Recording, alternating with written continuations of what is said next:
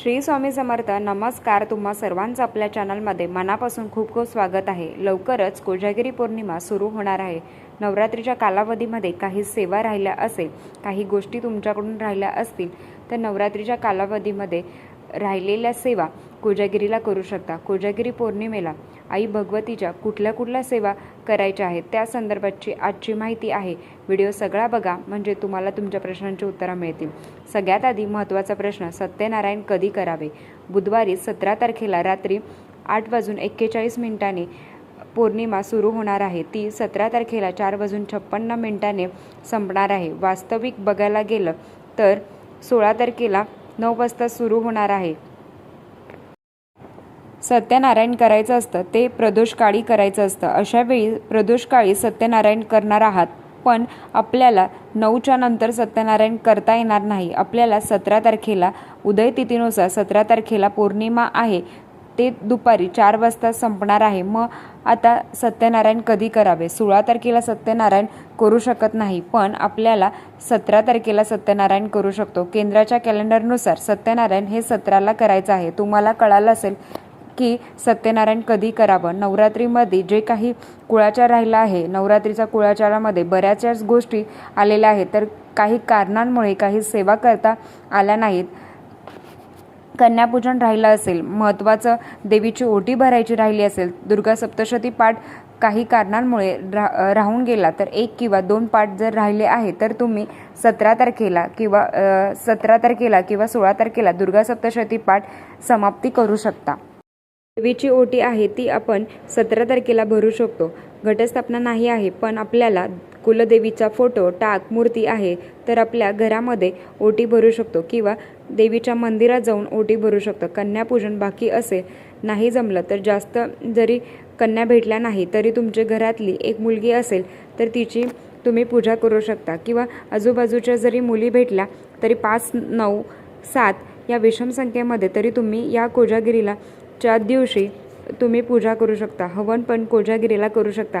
अमावस्येला पण आपण लक्ष्मीप्राप्तीच हवन करत असतो, तर हवन जरी बाकी असेल तरी तुम्ही 17 तारखेला करू शकता. जरी हवन करता आलं तरी तुम्ही करू शकता. हे जे नवरात्रीतले कुळाचार करायचा बाकी होता त्याची माहिती तुम्हाला दिलेली आहे. तर सत्यनारायण हे तुम्हाला 17 तारखेलाच करायचं आहे. सत्यनारायणची ही माहिती दिलेली आहे. त्याचबरोबर कोजागिरीची जी मांडणी करत असतो तर ती 12 ते 12:39 दरम्यान आपण करत असतो. तर तेव्हा त्या टायमाला सत्यनारायण केलं तर चालेल का? तर हो, तुम्ही करू शकता. तुमच्या घरात जर कोजागिरीची सेवा करायला दुसरं कोणी व्यक्ती जर असेल तर तुम्ही म्हणजे तुमची सासूबाई, जाऊबाई जर त्या सेवा करायला असेल तर तुम्ही सत्यनारायण करू शकता.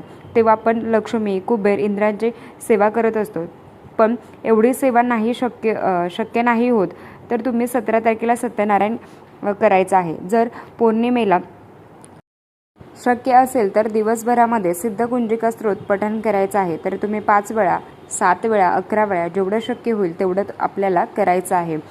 त्याचबरोबर दुर्गा सप्तशती पाठ करणं शक्य असेल तर केंद्रात सामाविक सेवा पारायण चालू आहे. शक्य असेल तर तुम्ही केंद्रात जर जाणार असेल सामाविक सेवेचे फळ मिळत असते.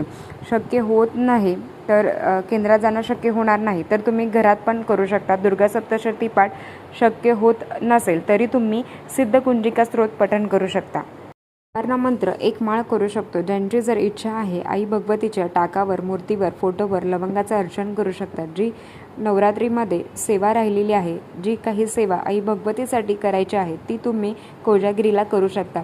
17 तारखेला दिवसभरात तुम्ही कधी पण करू शकता. सांगितलेल्या सेवा कोणीही, कधीही, केव्हाही करू शकतो. गुरुमाऊलींनी आपल्याला इतका अधिकार दिलेला आहे. घरात महिलांनी सत्यनारायण करू शकता. महाराजांनी कधीही सोळा, कधीही या गोष्टी पाळल्या नाहीत. सेवा करताना तुमचा भाव किती शुद्ध आहे ते बघा. दुसऱ्याने काय सांगतं ते बघू नका. तुमच्या मनाला काय वाटतं ते महत्त्वाचं आहे. तुमचे जरी मोडकी तोडकी सेवा केली तरी महाराज शिक्षा देतील का? तुम्ही जरी मोडकी तोडकी सेवा केली तर महाराज शिक्षा देतील का? देव शिक्षा द्यायला नाही बसले.